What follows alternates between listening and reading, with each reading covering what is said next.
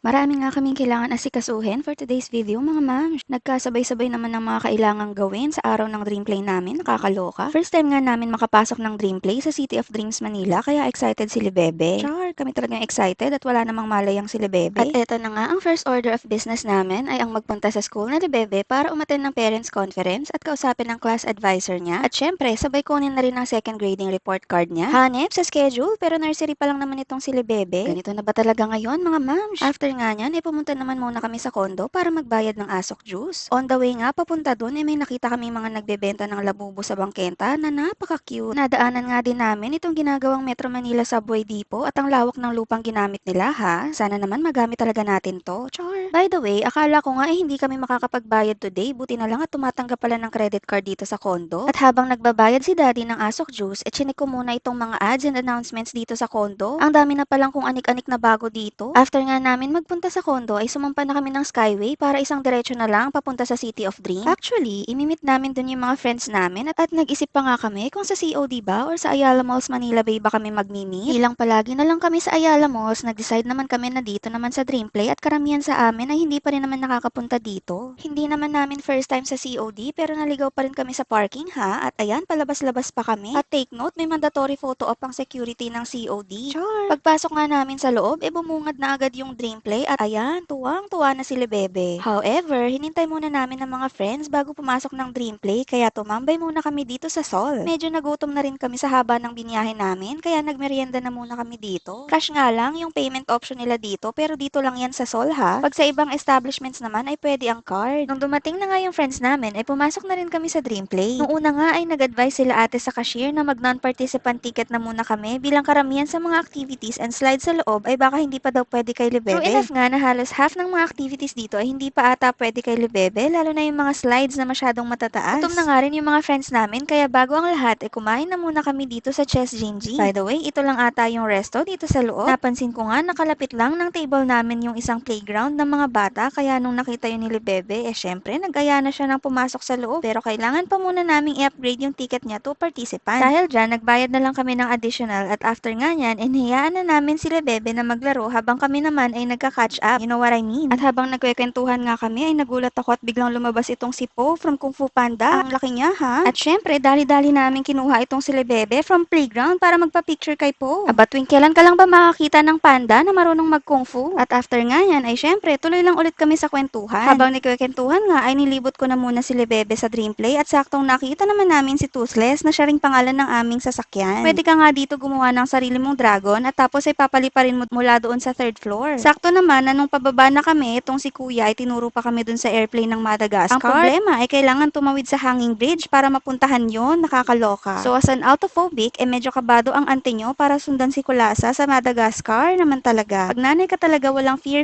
para lang sa anak mo, no? Nung nakababa na nga kami sa wakas after dyan, hinayaan ko na muna siyang mag-explore dun sa area ni Shrek habang kami namang mga grown-ups ay tuloy lang sa pagkukwentuhan, you know what I mean? August pa kasi since nung last kaming nagkita-kita nitong mga friends namin na ito kaya marami talaga kaming kailangan i-catch up. Sure. Nung nagsawa na sila Bebe ay saktong nakita naman namin yung 360 camera nila. 700 yata for 5 packs yung bayad nila dito at buti na lang kasya sila Bebe kaya nakasama kaming lahat. Sulit na rin at meron silang binigay na soft copy ng video. After nga nyan ay nakita na namin na merong film showing kung saan pwede mag-rest ang mga bagets. So habang nagre-rest itong sila Bebe sa loob kami namang mga grown-ups ay nag-dessert na muna. Talaga namang puros kain ang aming agenda for today. Meron nga din pala silang mga free water dispenser sa area ng Chess Gingy so pwede ka mag-refill ng iyong tumbler dito. At after namin malibot ang Dreamplay ay lumabas na kami at hulaan nyo mga mams kung ano ang nasa dulo ng exit nila. Syempre budol time na naman kaya alam nyo na ang mga sumunod na kaganapan. At habang naglilibot-libot nga sa City of Dreams ay nakasalubong naman namin yung mga DreamWorks character kaya tuwang-tuwa naman talaga itong si Bebe. Maigi nga at nakapagpa-picture pa kami sa marami pang DreamWorks character kahit hindi ko nakilala kung sino yung mga yun. After nga nyan ay naglakad-lakad pa kami ng onte. Nakita nga namin yung casino pero syempre hindi tayo pwedeng pumasok doon dahil kasama natin si Bebe at baka mabash tayo ng mga kuya doon. So after nga nyan ay naghiwa-hiwalay na rin kami at marami pang engagements kinabukasan itong mga kasama namin. Medyo mga 9 PM pa nga lang noon at nasa Fairview na kami. Max, maaga na ito sa amin ha. Kaya naman nag-decide kaming dumaan muna sa SM para magtingin ng mirror at itong sila Bebe ay nakabasag ng salamin sa aming salas. Nagulat naman kami at grabe ang dami ng tao sa SM at box office naman talaga ang pila sa mga cashier. Nagtangka pa nga kaming mag-take out ng food para sana sa bahay, ngunit kahit sa mga fast food ay 1 hour ang waiting time, nakakaloka. So ang ending namin ay nag-drive-thru na lang din kami dun sa fast food sa labas lang ng SM. Hay nako. O siya, yan na muna.